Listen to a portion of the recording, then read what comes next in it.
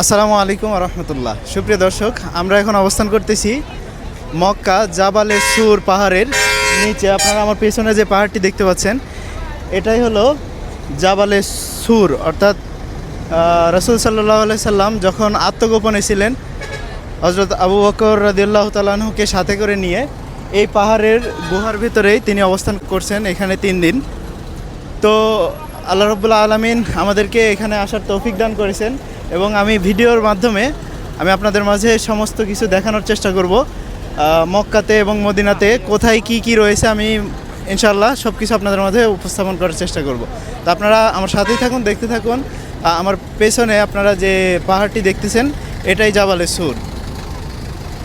আমি যদি একটু জুম করে দেখাই,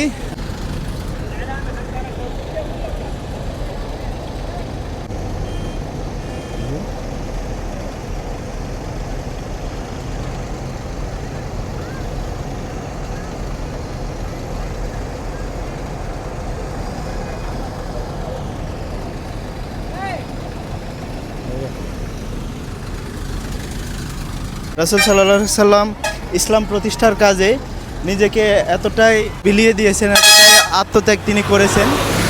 আমরা রাসূল সাল্লাল্লাহু আলাইহি সাল্লামের উম্মত হতে পেরে আমরা সব সময় আল্লাহ তাআলার দরবারে লাখো কোটি শুকরিয়া আদায় করি, আলহামদুলিল্লাহ।